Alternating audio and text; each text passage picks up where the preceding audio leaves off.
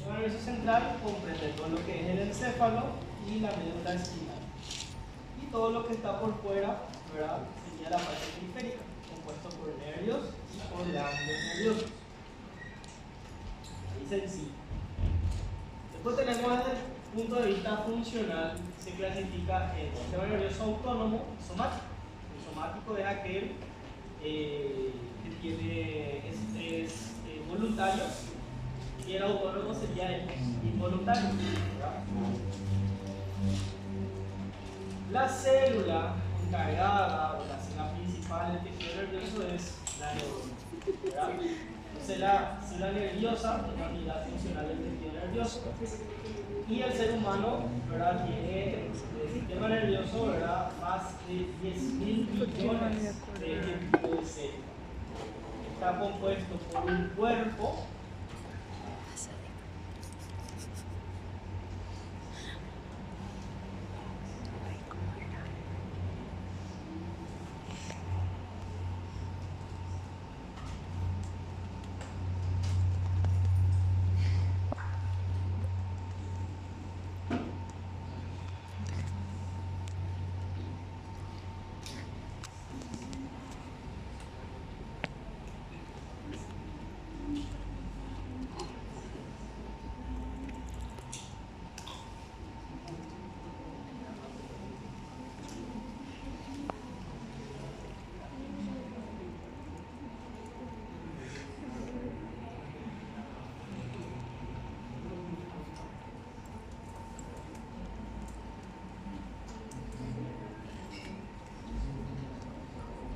bueno, entonces está compuesto por un cuerpo, ¿verdad? El cuerpo es donde va a encontrarse el núcleo, ¿sí? Ese cuerpo se llama soma, ¿verdad?, y tiene muchas prolongaciones. Unas prolongaciones son cortas, otras son más largas, ¿sí?, otras son más gruesas, otras son más delgadas. Estas se pueden ramificar. Tenemos esas prolongaciones, pueden ser las llamadas dendritas y las llamadas axones, ¿sí? Entonces acá podemos observar, fíjense, tenemos lo que es un cuerpo, un soma neuronal con el núcleo y sus prolongaciones, que pueden ser dendritas o axones. Vamos a hablar con más detalle. Las neuronas, a su vez, podemos clasificar. Tenemos aquellas neuronas que tienen la función de transmitir impulsos nerviosos desde afuera hacia adentro, ¿verdad? Esas son las neuronas sensitivas. Tenemos las neuronas que transmiten impulsos nerviosos desde adentro hacia afuera del organismo. Esas son las neuronas motoras. Y tenemos las neuronas de integración que regulan la función de estas neuronas. ¿Okay? La neurona, vamos a ver que en el cuerpo, en el soma, tiene un núcleo. El núcleo es un núcleo grande, redondo, grande, ¿sí? La cromatina es muy laxa, o sea, es muy claro el núcleo, y tiene un nucleolo bastante prominente en localización central. ¿Okay?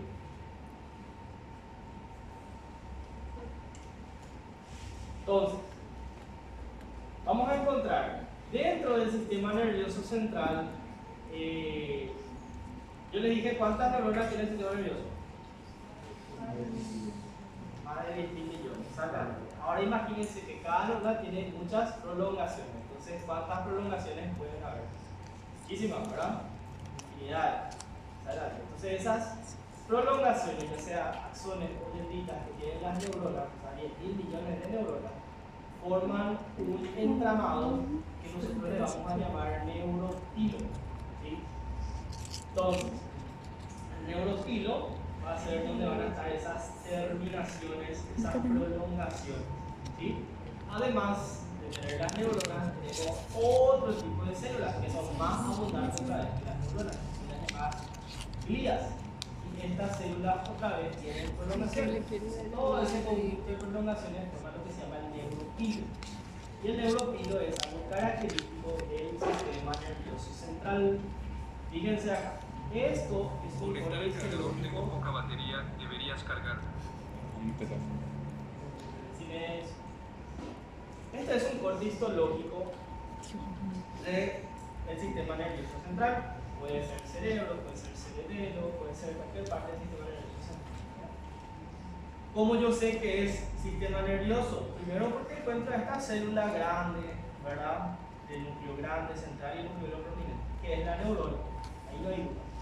Pero fíjense este fondo que tenemos. Es un fondo compuesto por miles de prolongaciones. Tiene un aspecto fibrilar, ¿sí? Parecen como un enmarañado, ¿verdad? Vamos a decir, con aspecto algodonoso, ¿verdad? Entonces, todo esto que vemos del fondo, ese es el neuropilo. Si yo veo neuropilo, entonces estoy en el sistema nervioso central. Esto no hay en el sistema nervioso periférico. Si hacemos tinciones especiales, hay tinciones de plata, hay tinciones de oro, ¿sí? Estas tinciones tiñen esas prolongaciones. Y acá podemos ver bien la neurona con sus múltiples prolongaciones, algunas más largas, otras más cortas, otras más finas, otras más delgadas. Fíjense, todo eso produce este fondo que es el neuropilo. ¿Sí? Y acá vemos a la neurona. Entonces, el citoplasma que rodea el núcleo del cuerpo neuronal es llamado pericardio, ¿sí? Vamos a ver que aquí es donde se encuentran las organelas de la neurona, ¿verdad? Cualquier organela que tiene cualquier célula tiene la neurona y está en esa porción, ¿verdad? En el cuerpo neuronal. Tenemos lo que se llama la sustancia de Nissen.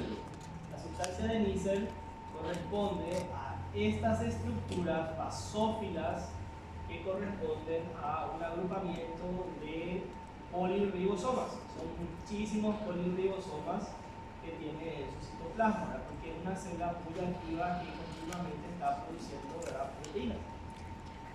Entonces todo esto que vemos acá son los cuerpos o sustancias de Nissen. ¿Okay? Está compuesto por ribosoma y retículo plasmático. También tiene, por supuesto, retículo plasmático liso. También tiene la neurona que tiene neurofibrilas, o sea, componentes del citoesqueleto. Esto está formado por filamentos intermedios, formados en neurofilamentos, pero también tiene filamentos, microfilamentos, ¿verdad? Que funcionan para el transporte axónico, ¿verdad? O sea, para transportar elementos, algunas organelas desde el cuerpo neuronal hasta la prolongación. ¿Sí? Y también tiene filamentos de aquí. ¿Okay? También tiene Golgi, mitocondria. Pues va a tener numerosas mitocondrias ya que es una célula muy activa metabólicamente. Bueno, ¿cuáles son las prolongaciones de las neuronas? Estas prolongaciones se conocen como dendritas y axones. No son iguales, diferentes. Vamos a ver ahora la diferencia. Las dendritas, fíjense, las neuronas poseen una gran cantidad de prolongaciones llamadas dendritas.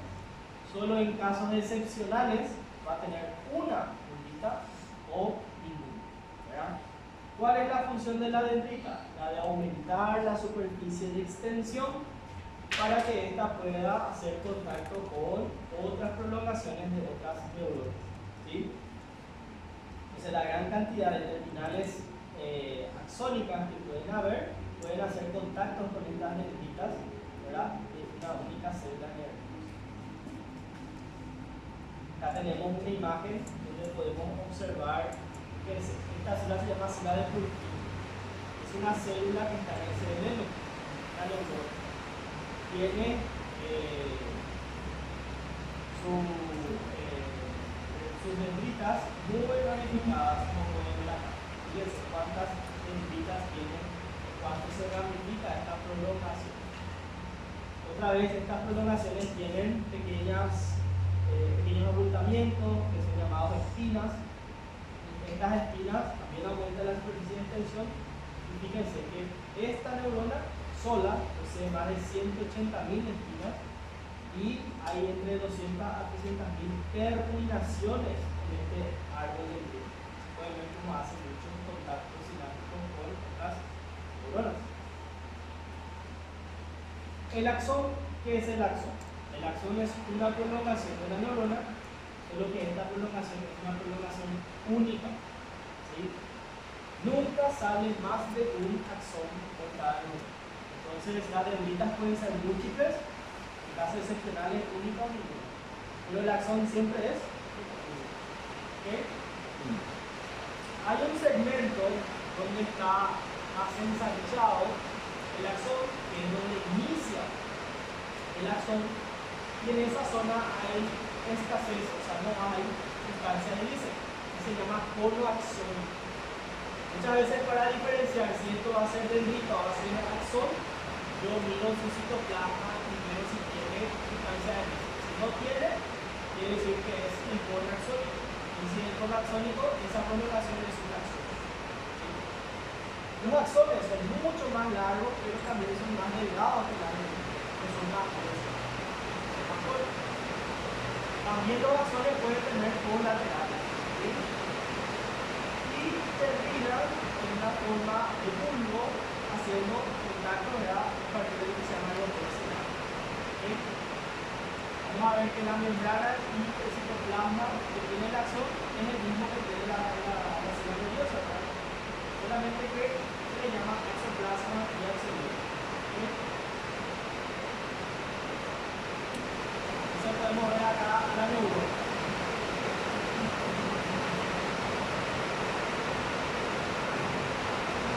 Podemos observar el cuerpo neuronal con el núcleo y sus prolongaciones, ¿verdad? Las prolongaciones más cortas, y cosas son las dendritas. La más larga, única, es el y acá vemos cómo termina. Por ejemplo, termina haciendo contacto con la célula muscular estrecha a partir de lo que se llama el botón muscular. Algunas neuronas, vamos a ver, que tienen unas envolturas. Estas envolturas se llaman vainas de dendrita. No todas las neuronas, no todas las prolongaciones. Eso vamos a ver más adelante.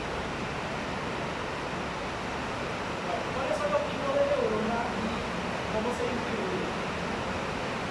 Podemos clasificarlos morfológicamente según la cantidad de prolongaciones y según la longitud del axón. Según la cantidad de prolongaciones, tenemos aquella neurona que tiene una sola prolongación.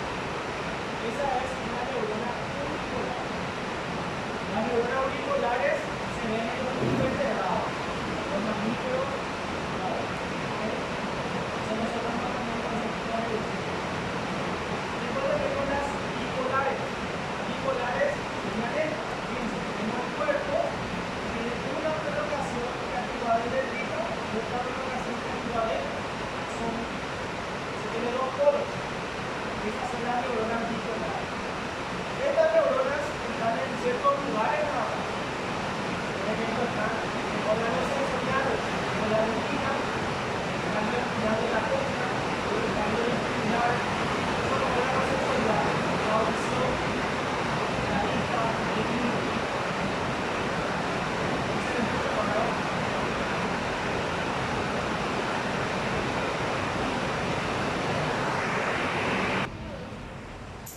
Luego tenemos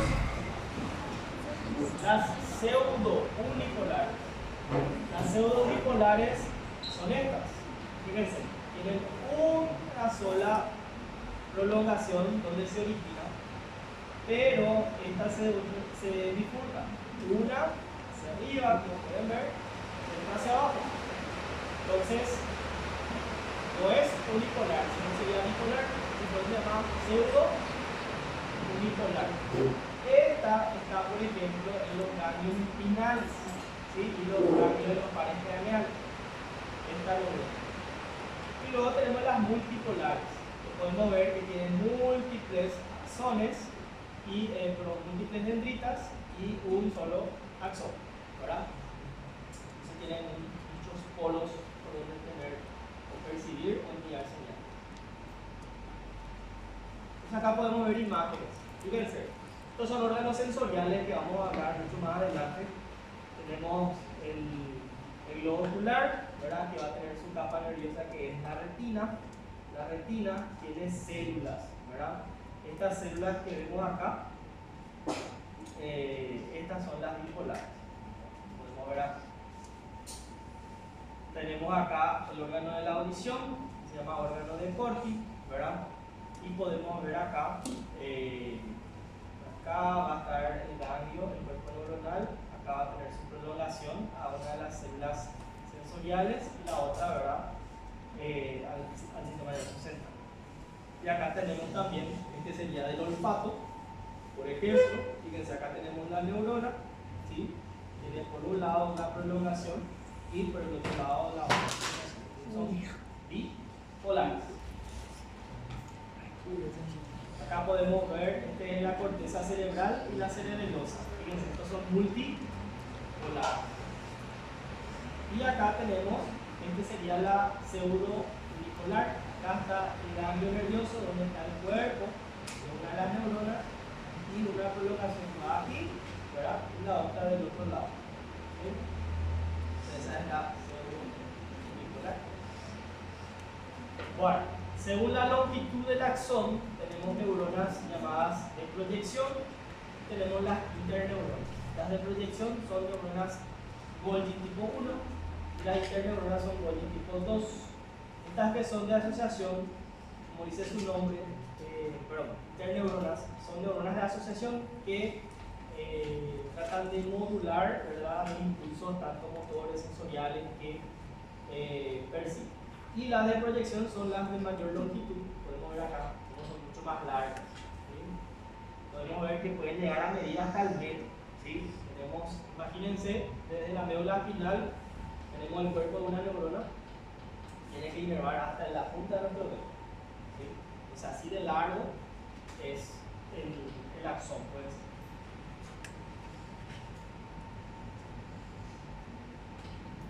Bueno, sinapsis. ¿Qué es la sinapsis? La sinapsis es el mecanismo por el cual las neuronas hacen contacto entre sí y de esa manera, ¿verdad?, transmiten señales. ¿Verdad? Es un impulso nervioso, se desplaza por el axón y llega hasta el terminal, el botón axonal, donde produce la liberación de una sustancia transmisora, ¿verdad?, que se llama neurotransmisor.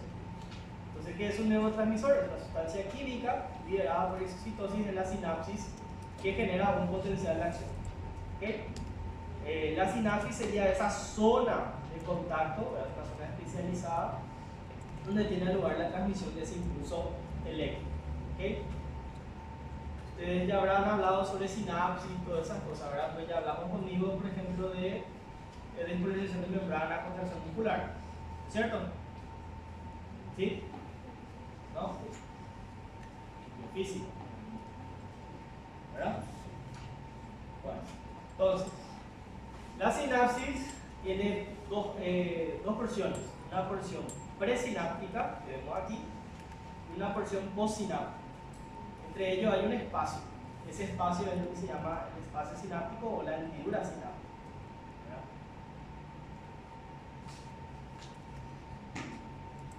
Las sinapsis pueden ser dependiendo de qué porciones están en contacto. Por ejemplo, el axón puede hacer contacto con una dendrita, entonces tenemos una sinapsis axonendrita.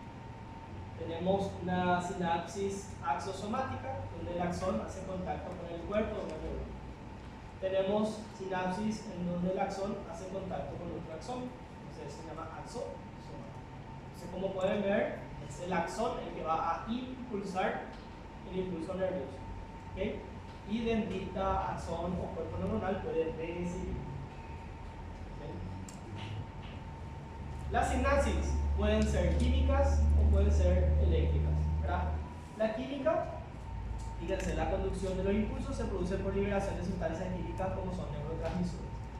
Y las sinapsis eléctricas se ven en invertebrados, o sea, no lo vamos a ver otra vez en nosotros, ¿verdad? Y las eléctricas se lleva a cabo mediante la comunicación de tipo nexo.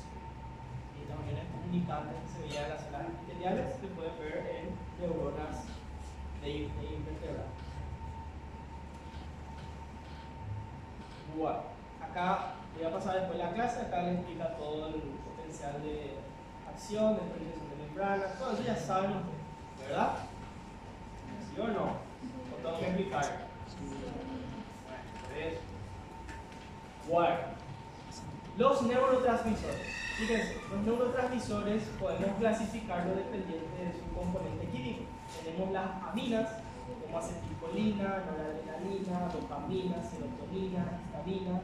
Tenemos aminoácidos como glutamato, aspartato, GABA, que se llama ácido gamma acetilbutírico, glicina, tenemos péptidos, ¿sí? Como encefalina, beta-endorfina, neuropéptido I, sustancia P, neurotensina, etc. ¿verdad? También tenemos purinas como el ATP y también tenemos compuestos gaseosos, ¿verdad? Como el NO y el CO, ¿verdad? O sea, monóxido de carbono y el dióxido de nitrógeno.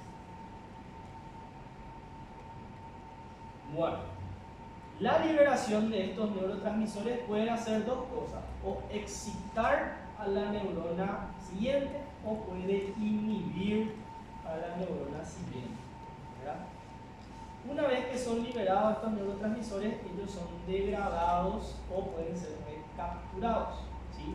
Para eso hay enzimas, por ejemplo acetilcolinesterasa, catecol o metiltransferasa, monoaminoxidasa, así. Algunos fármacos, por ejemplo, que se utilizan, ¿verdad? Neuromoduladores, pueden inhibir, por ejemplo, a las enzimas. Entonces, de esa manera hay más disponibilidad de ciertos neurotransmisores, ¿verdad? Para activar al sistema nervioso central o inhibir, depende. Entonces acá podemos ver, fíjense la sinapsis, la porción presináptica o sináptica. En la presináptica vamos a encontrar las vesículas que contienen los neurotransmisores, ¿verdad?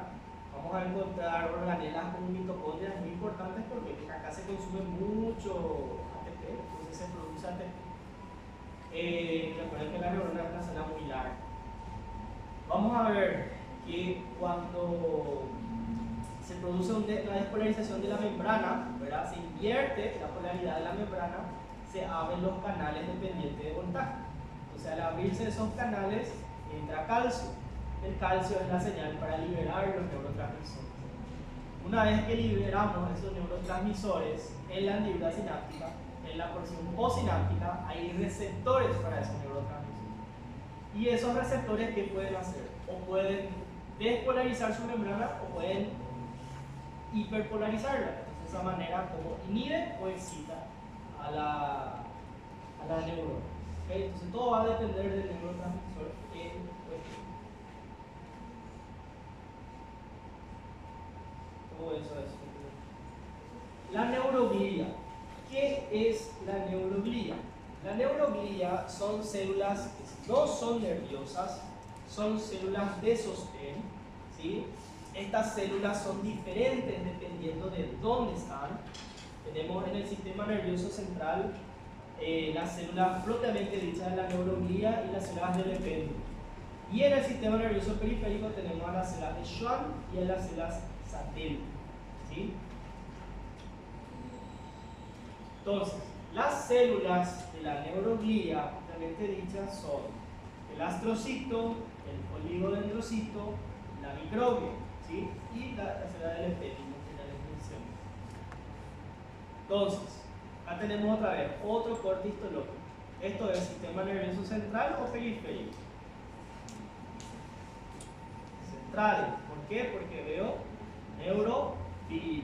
¿Okay? Sabemos las neuronas, ¿sí? Que son estas células grandes, del núcleo redondo, núcleo prominente. No siempre o no todas las neuronas tienen ese aspecto, ¿verdad? Pues esas son las más fáciles de identificar. Pero fíjense que hay muchos otros núcleos, ¿sí? La mayoría de estos núcleos son células gliales, ¿sí? Y estas son las células que vamos a reconocer. Como pueden ver acá también tienen múltiples prolongaciones. Entonces el conjunto de prolongaciones, tanto de las neuronas como de las células gliales, hacen ese neuroglía. Entonces, primero hablamos de los astrocitos. Los astrocitos se llaman astrocitos porque tienen una forma de astro, una forma de estrella, por las numerosas prolongaciones citoplasmáticas que tienen. Estas hacen contacto con los vasos sanguíneos. La célula se caracteriza por tener un núcleo claro, ¿verdad? Y el citoplasma contiene una proteína que se llama proteína fibrilar glial ácida, que se pueden detectar, ¿verdad?, por funciones de inmunistoquímica y nos permiten diferenciar de las neuronas. ¿Sí? Hay dos tipos de astrocitos. Tenemos los fibrosos y los protoplasmáticos. Los fibrosos están en la sustancia blanca, mientras que los protoplasmáticos están en la sustancia gris.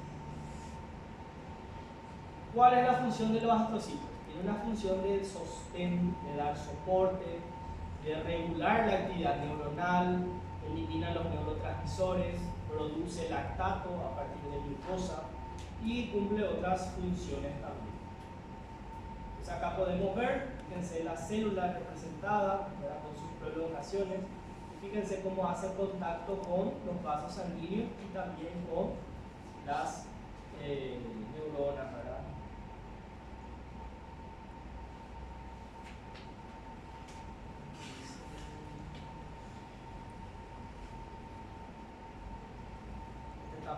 O sea, el órgano. Acá podemos ver, fíjense, este es el astrocito y acá podemos ver sus múltiples prolongaciones. Estas prolongaciones hacen contacto, como ya pudimos ver, con los vasos sanguíneos, ¿sí?, y también hace contacto con las neuronas. Pero también hace contacto, ¿verdad?, con la capa más externa del sistema nervioso central, que está envuelta por la meninge, específicamente la capa que se llama vía madre, ¿sí?, y acá forma lo que se llama la membrana glial limitante, ¿sí?, esta que está. También cuando estas prolongaciones envuelven a los vasos sanguíneos, ¿verdad?, esto forma parte de la barrera que va a proteger al sistema nervioso central de los componentes que pueden llevar el vaso sanguíneo, ¿verdad? Esa es la barrera hematoencefálica, ¿sí? Entonces los pies de las prolongaciones de estos astrocitos forman parte de esa barrera. Bueno, los oligodendrocitos. Estos oligodendrocitos son células que también tienen prolongaciones, solamente que estas prolongaciones son menos numerosas. Ahí que se llama oligo. Oligo quiere decir poco. Estas células tienen núcleos más pequeños, más oscuros, ¿sí? El citoplasma carece de esos filamentos, ¿verdad?, esa proteína fibrosa ácida. Podemos encontrar oligodendrocitos satélites que se encuentran adosados a las células nerviosas en la sustancia gris, y los oligodendrocitos interfasciculares están en la sustancia blanca. ¿Okay? ¿Qué función cumple el oligodendrocito? Cumple la función de producir lo que se llama la membrana o vaina de mielina, que es una envoltura alrededor de las prolongaciones axonales, ¿verdad? Esto se ve en el sistema nervioso central. Entonces acá podemos ver el oligodendrocito, como tiene sus prolongaciones, y esas prolongaciones le va envolviendo a los axones, ¿verdad?, formándole una cubierta, ¿verdad?, protectora. Esa es la vaina de mielina. Luego tenemos la microbia. La microbia, ¿de dónde viene la microbia? ¿De esa acuerdan? ¿Me habrán escuchado hablar de la microbia? ¿No? La microbia deriva de los monocitos, son los macrófagos del sistema nervioso central. ¿Okay? Estas células son células más pequeñas, tienen el núcleo pequeño, oscuro, ligeramente alargado o aplanado, ¿sí? Y como es una célula que deriva de los monocitos, el macrófago tiene función de fagocitosis. Acá podemos ver, fíjense en fondo, neuropilo, ¿verdad? Vemos algunas neuronas y de repente vemos algunos núcleos, ¿verdad?, más pequeños y más alargados. Estas son las células de la microbia. ¿Okay?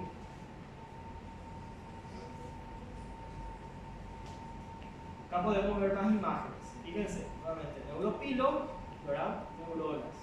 Fíjense, estos núcleos grandes, no tan grandes como la neurona, ¿verdad?, pero más grandes, claros, estos son los astrocitos. Y los más pequeños, puros, ¿verdad?, estos son los oligodendrocitos. Bueno, el epéndimo. El epéndimo está compuesto, ¿verdad?, por las células ependimarias. Es un epitelio cúbico simple que recubre la superficie interna, ¿verdad?, de las cavidades del sistema nervioso central. Estas cavidades son los ventrículos, los conductos centrales, ¿verdad?, o acueductos, y el conducto de la médula espinal. ¿Okay? Por más de que yo diga epitelio, en realidad no es una célula epitelial porque estas células no tienen membrana basal. ¿Okay? Hay dos tipos de células revistiendo estos canales. Tenemos las células ependimarias y tenemos los tanocitos. Los tanocitos son células ependimarias especiales, modificadas. Estos tanocitos, por ejemplo, podemos ver que tienen prolongaciones que hacen contacto, ¿verdad?, con las prolongaciones de los astrocitos, ¿verdad? Y así. Y también tiene uniones de tipo, uniones herméticas entre las células ependimarias vecinas. Esa es la diferencia. La podemos ver. Fíjense, esta es la médula espinal. Y en el centro hay una cavidad central. Ese canal es lo que se llama canal del epéndimo.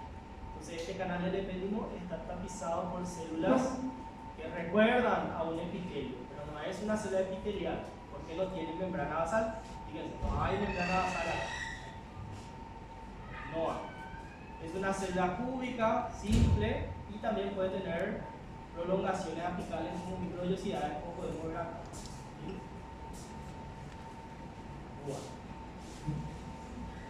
Ustedes todavía no dieron una anatomía de nada, ¿verdad? Ni en el cursillo de esas cosas, tampoco, nada. Bueno. ¿Alguna duda hasta ahí?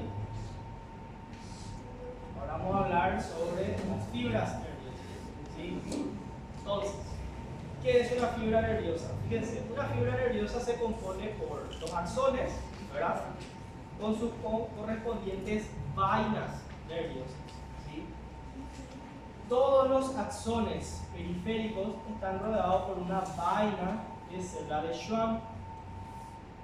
Ahora, esta célula de Schwann puede hacerle la vaina de mielina como no.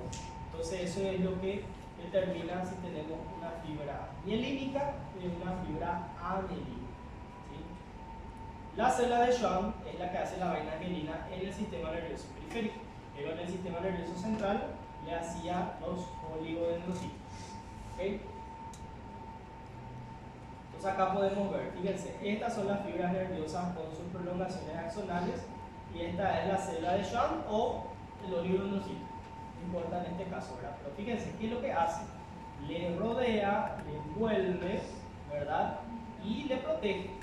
En este caso no le envuelve para formar la vaina de mielina, pero sí le recubre. Entonces esto es una fibra amielínica. O sea, por más de que no tenga mielina, sí tiene, ¿verdad?, célula de Schwann. Y esta es la vaina de mielina. Fíjense, la célula de Schwann le rodea y al rodearle le va envolviendo, ¿verdad?, por una cubierta gruesa de membrana plasmática, ¿verdad?, que forma lo que se llama la vaina de mielina. Entonces, esta es una fibra mielínica. ¿Okay? Entonces, las fibras amielínicas, fíjense, las células que rodean por completo al cuerpo de las células nerviosas se denominan células satélites, y las células que rodean al axón, ¿verdad?, son las células de Schwann. Acá podemos ver la célula de Schwann como le está rodeando, ¿verdad?, pero no le forma la vaina de mielina en este caso. Las células de Schwann. Esta célula, vamos a ver que es una célula cuyo núcleo es alargado y aplanado. Y vamos a verle que está rodeándole a la prolongación axonal. ¿Sí? Cada célula de Schwann rodea varios cientos de micras de un axón que puede circundar, ¿verdad?, hasta 30 axones aislados. La fibra nerviosa que solo posee una vaina de Schwann se denominan amielínicas. ¿Sí? ¿Cuál es la diferencia entre una fibra mielínica y amielínica? La velocidad de transmisión del impulso. Fíjense que las fibras nerviosas amielínicas conducen impulsos con una velocidad inferior a 1 metro por segundo. Y la mielínica a 120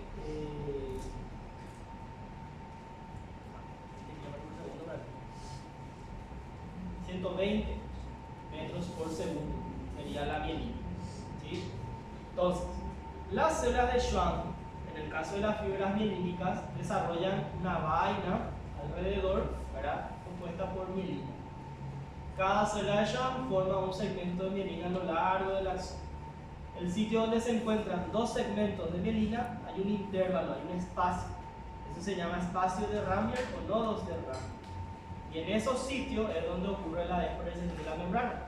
Entonces, como ocurre en ciertos segmentos nada más, se dice que el potencial de membrana salta. Entonces, por eso es saltatorio. ¿Okay? Y como hace saltos, es mucho más rápido.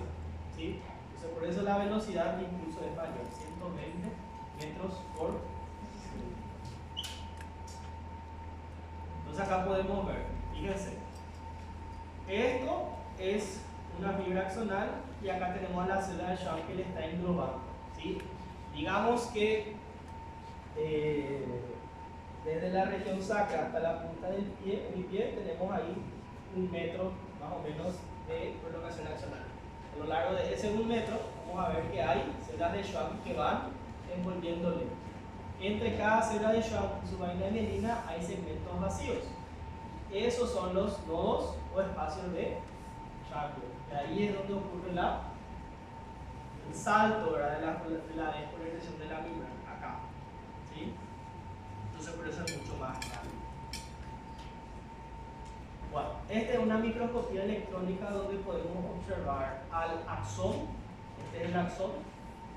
Y esta es la cubierta que tiene sobre él, compuesto por varias capas de membrana plasmática que están todas pegadas, adosadas entre sí, ¿verdad?, que es la vaina de mielina. Esta es la vaina de mielina. Imagínense como un cable eléctrico que tiene su cubierta de plástico, ¿verdad? Esa cubierta de plástico sería la vaina de mielina. Y eso hace que el impulso nervioso sea mucho más rápido. Acá podemos ver otras imágenes. Fíjense, esta es la prolongación axonal, ¿verdad? Y acá es donde vemos los espacios que quedan entre una vaina mielina de una célula de Schwann y la otra vaina mielina de otra célula de Schwann. Entonces, estos son los nodos de Ramier que vemos acá. ¿Okay? Bueno, ¿cómo reconocemos a la célula de Schwann? Para encontrar a la célula de Schwann tenemos que buscar los nervios. ¿Sí? Un nervio podemos encontrarlo, ¿verdad?, en un corte transversal. Entonces vamos a ver una estructura redondeada. Pero si le hacemos un corte a lo largo, va a ser un corte longitudinal. Fíjense, este es un corte oblicuo, podemos decirle. ¿Por qué? Porque por esta parte le agarramos transversalmente los axones, pero acá le agarramos longitudinal. Fíjense, estos núcleos alargaditos que vemos acá son de las células de Schwann. Imagínense como un fibroblasto, pero dentro de un nervio. Entonces la clave acá es reconocer que estamos viendo un nervio. Y en un corte transversal vamos a ver esta estructura redondeada, ¿ven?, en el centro. Tiene un puntito prácticamente que es el citoplasma del axón. Luego tenemos la membrana de la célula de Schwann y acá un espacio blanco. Ese espacio blanco es la vaina de mielina. El espacio blanco es lípidos. La vaina de mielina es membrana plasmática, lípidos, no se tiñe. ¿Okay? Y aquí afuera generalmente encontramos otro núcleo que es el núcleo de la célula de Schwann. ¿Ven? Entonces esto es lo que vemos acá. El núcleo de la célula de Schwann. Acá no se ve, pero debería estar el axón, ¿verdad? Y este espacio en blanco sería la vaina de mielina.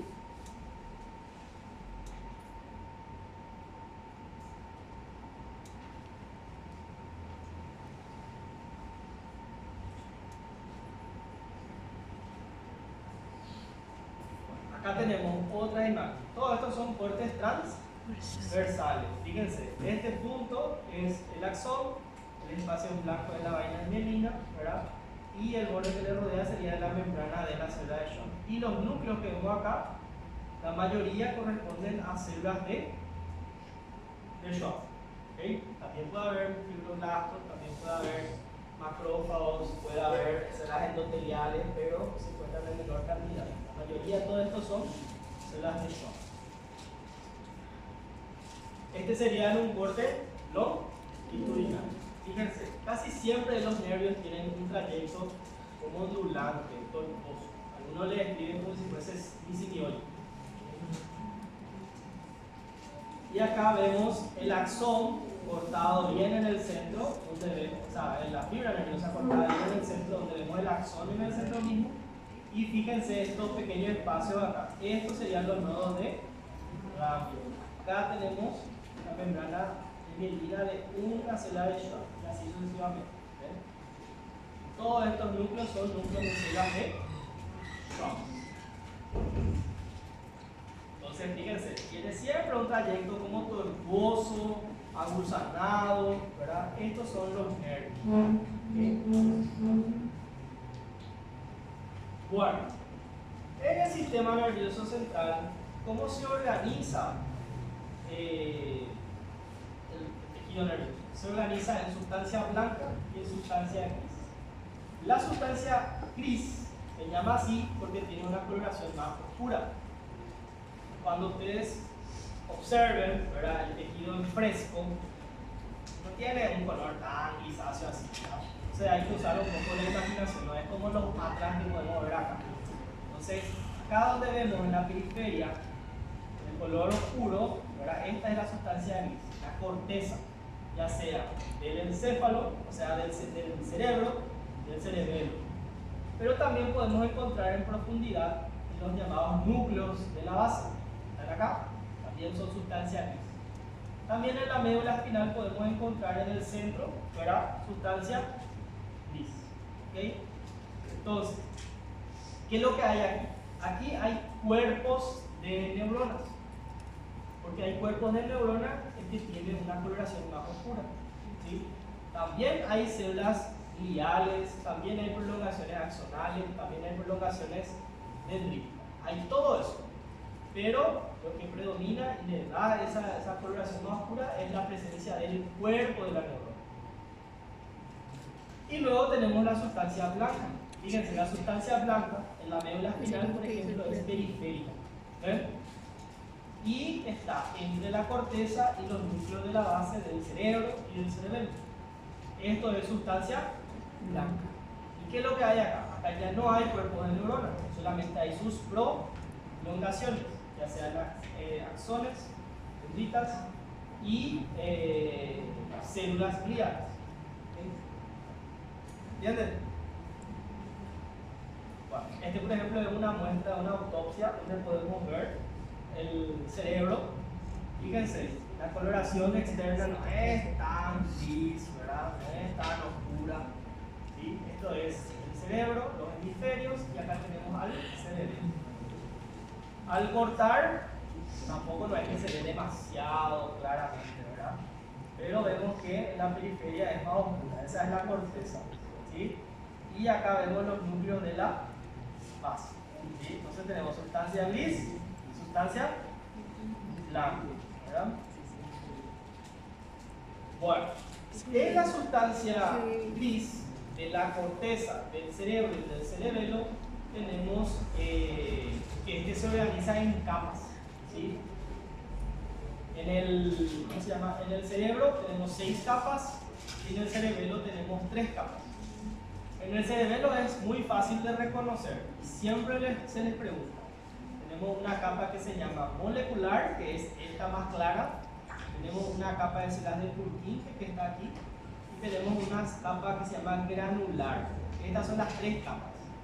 Este que vemos acá, por más de que sea claro, no es sustancia blanca, es sustancia gris, se llama capa molecular.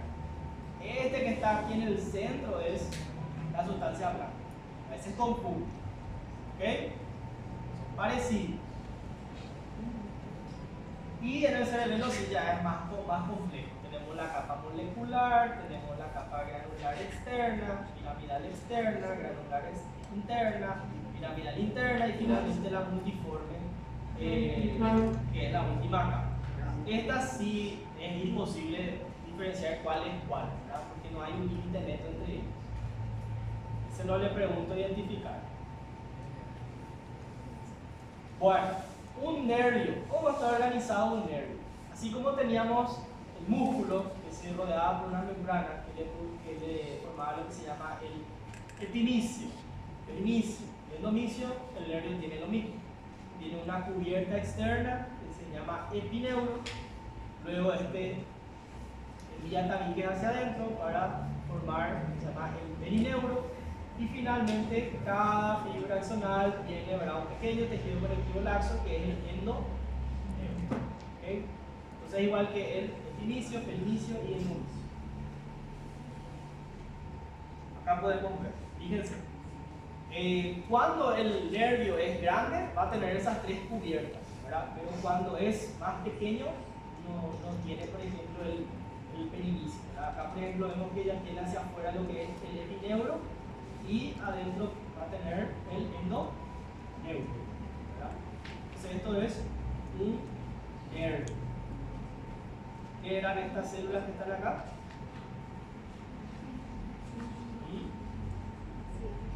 Células de Schwann. Bueno, ¿qué son los ganglios nerviosos?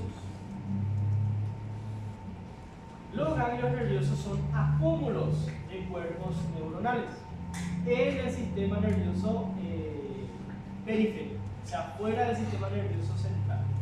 ¿Sí? Vamos a ver que son como unos engrosamientos de los nervios, pero en realidad acá no hay, o sea, hay, además de prolongaciones axonales, tenemos también cuerpos neuronales. ¿Sí? Estos ganglios se encuentran rodeados por una cápsula gruesa que es contigua con el epineuro y el perineuro de los nervios periféricos. ¿Sí? Cada célula ganglionar se encuentra rodeada por una capa de células aplanadas que son llamadas células satélites, que son otras células gliales. Fíjense, esto es sistema nervioso periférico. ¿Pueden ver neuropilo? No, ¿verdad? Vemos hueso. Vemos acá acúmulo de neuronas. Entonces esto es un ganglio nervioso. Fíjense, cada neurona está rodeada alrededor por unas células como si fuesen sus satélites. Entonces, estas son las células llamadas satélites. ¿Ven?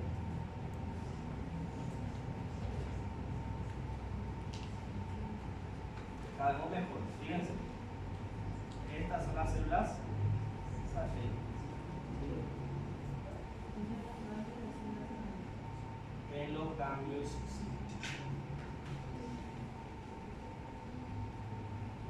en los ganglios somáticos, en los autónomos. A ver después. Los ganglios autónomos, fíjense, acá está. Algunos ganglios parasimpáticos son ganglios intramurales, se localizan dentro del espesor de los órganos biliares. Estos no poseen cápsula y sus cuerpos están dentro del tejido conectivo del órgano. Estos no tienen células satélites. ¿Verdad? Acá podemos ver, fíjense, esto es un corte del intestino, esto es una capa de tejido conectivo que se llama submucosa. Fíjense, acá tenemos a un grupo de neuronas. Este es el ganglio y está dentro del espesor del órgano. Lo mismo acá, esta es la capa de músculo del intestino. También tenemos cuerpos neuronales, o sea, ganglios dentro del espesor del órgano. Son llamados ganglios intramurales, ¿sí? Y forman parte del sistema parasimpático en este caso. Acá podemos ver a mayor aumento, ¿ven? Estos núcleos que vemos acompañándoles son células gliales, son llamadas células gliales entéricas, no son células satélites, son células que tienen más parecido con los astrocitos que otra cosa. Pero eso vamos a hablar más adelante cuando demos aparato digestivo. Bueno, el sistema nervioso autónomo, creo que ya estamos terminando. Vamos a ver que el sistema parasimpático, ¿verdad? Sus núcleos, cuyo origen están en la región craneal y en la región sacra. Podemos ver en los pares craneales del tercero, séptimo, noveno y décimo, y en la región sacra del segundo, tercero y cuarto nervio sacro, ¿verdad? Estos son nervios parasimpáticos. Y el simpático, vemos que es toracolumbar, donde vamos a tener en la región torácica y lumbar, y también en los ganglios espinales.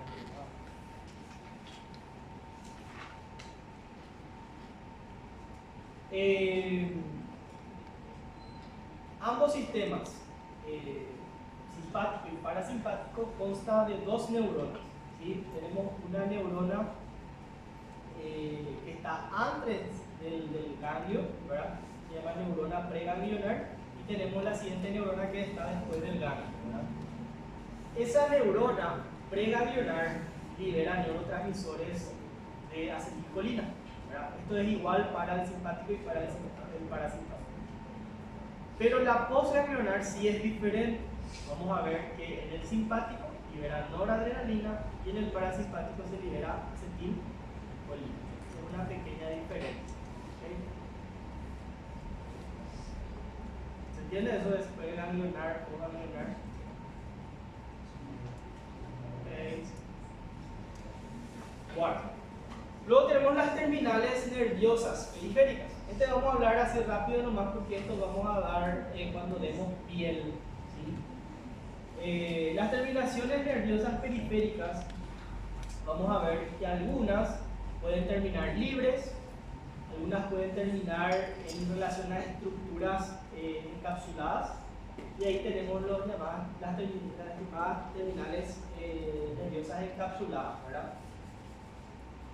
Estos pueden responder ante estímulos físicos, químicos y así. Fíjense, las terminales nerviosas pueden clasificarse según qué perciben. Por ejemplo, sensibilidad común, como receptores para el frío, calor, dolor, presión, contacto, posición, sensibilidad visceral. Y tenemos los órganos de los sentidos, ¿verdad? Vista, oído, equilibrio, gusto, olfato. ¿Sí? Según el estímulo, una terminal nerviosa puede tener receptores mecánicos, son mecanorreceptores, pueden tener receptores químicos, son quimioreceptores, pueden tener receptores sensibles a la luz, son fotorreceptores, y ser sensibles a la temperatura, o sea, termorreceptor. También, dependiendo de la posición anatómica de estos receptores, puede ser exterorreceptor, propio receptor e interoreceptor. ¿Sí? El exterorreceptor, por ejemplo, son los órganos que están externamente en la piel. Interoreceptor son los órganos viscerales. Y los propios receptores, por ejemplo, tenemos en las regiones tendinosas, en el músculo, por ejemplo, el pulso neuromuscular es una terminación propia receptora, y así. Y otra clasificación es aquella terminación nerviosa sensitiva libre y las encapsuladas.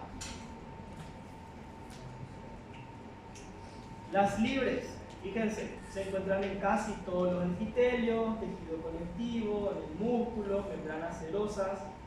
Son, por lo general, receptores para el dolor. ¿Sí? Podemos ver también que terminan haciendo contacto con una célula especial que se llama célula de Merkel, que está en la piel, ¿verdad? Son mecanorreceptores en este caso. También pueden ser termorreceptores, ¿sí? Y también pueden ser terminaciones que engloban, por ejemplo, a los folículos pilosos. Entonces, cuando el folículo piloso es comprimido, ¿verdad? Se deforma y percibe, ¿verdad?, el sistema nervioso, ¿verdad? También mecanorreceptor. Y dentro de los encapsulados tenemos lo que se llama el corpúsculo de Meissner y corpúsculo de Pacini. El corpúsculo de Meissner vamos a encontrar por debajo del epitelio, es un mecanorreceptor de adaptación rápida, ¿sí? Vamos a ver que tiene una forma como ovalada, ¿verdad? Y el axón que está adentro tiene un trayecto ondulante, ¿sí? El otro es el corpúsculo de Pacini. Este es esférico. Este va a encontrarse en el tejido conectivo subcutáneo bien en profundidad. Tiene células de Schwann modificadas que le rodean formando como capas de una cebolla, ¿sí? Ese es el corpúsculo de Pacini. Acá podemos ver, fíjense, esto es en profundidad de la piel, en la hipodermis, fíjense el tejido adiposo, y acá podemos ver una estructura redondeada encapsulada y fíjense que tiene capas concéntricas que recuerdan a una cebolla. Entonces este es el corpúsculo de Pacini. Esta es la epidermis y por debajo de ella tenemos esta estructura más o menos ovoidea y la prolongación axonal que está dentro tiene un trayecto como ondulado. Entonces este es el corpúsculo de Meister. Bueno, también tenemos otro, por ejemplo el corpúsculo de Ruffini. Esta estructura tiene una forma alargada, usada, compuesto por hacer de fibras de colágeno rodeados por una vaina de tejido conectivo. También son mecanoreceptores.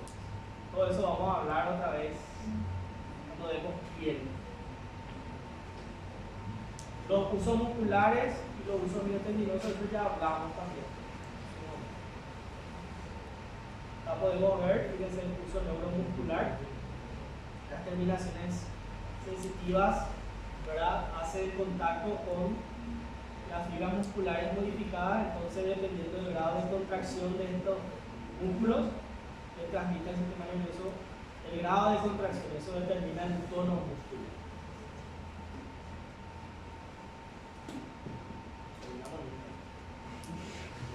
Bueno, finalmente, las meninges. ¿Qué son las meninges? Las meninges son el grupo de membranas que rodea, protege, ¿verdad?, al encéfalo y la médula espinal. Desde afuera hacia adentro tenemos la dura madre, ¿verdad? La dura madre hace del periósteo del hueso de la calota, ¿verdad? Luego tenemos una zona que se llama aracnoides, donde tenemos prolongaciones de aspecto laberíntico, ¿verdad? Hay un espacio entre ellos que se llama el espacio subaracnoideo y ahí es donde hay el líquido, donde está el líquido cefalorraquídeo. Y finalmente, sobre la superficie del tejido nervioso hay unas células aplanadas, ¿verdad?, como si fuesen células mesoteliales, parecidas. Esa es la capa de pía madre. Entonces tenemos dura madre, aracnoides y pía madre. Bueno, en el centro, ya sea del encéfalo y de la médula espinal, hay cavidades. Estas cavidades en algunas partes se ensanchan, formando lo que se llaman los ventrículos. Tenemos 4 ventrículos. Hay 2 laterales por debajo de cada hemisferio, hay un tercer ventrículo central y hay un cuarto ventrículo que está por delante del cerebelo, ¿sí? Estos están comunicados entre sí por orificios o conductos, ¿sí? Dentro de estos ventrículos hay una estructura que se llama plexo coroideo. Este plexo coroideo es una evaginación hacia la luz ventricular formado por células ependimarias en contacto con la pía madre y abundantes capilares de por medio. En este lugar se produce el líquido cefalorraquídeo, que es un líquido protector que hace que el sistema nervioso esté como suspendido, como flotando, ¿sí?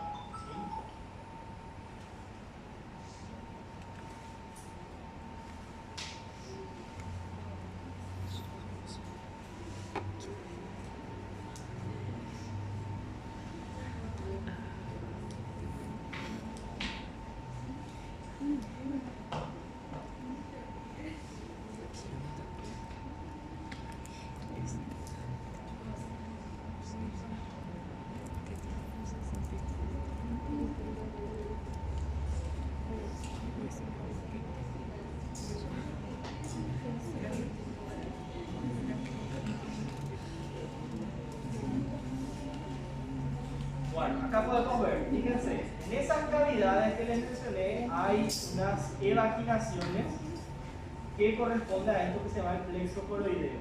Fíjense, acá tenemos estas células que revisten, ¿verdad? Que son células modificadas entre lo que es la tía madre, ¿verdad? Y las células ependimales. El centro es muy vascularizado y son vasos sanguíneos muy permeables. Entonces la extravasación de este plasma es lo que va a producir ese líquido que es el líquido cefalorraquídeo.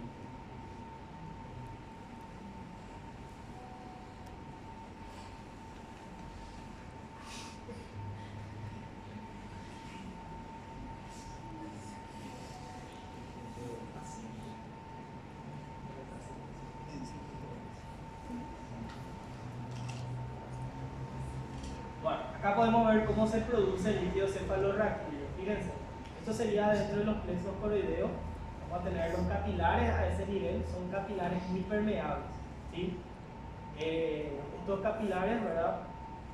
Hay extravasación del plasma y ese plasma finalmente es filtrado por estas células especiales para producir, ¿verdad?, el líquido cefalorraquídeo.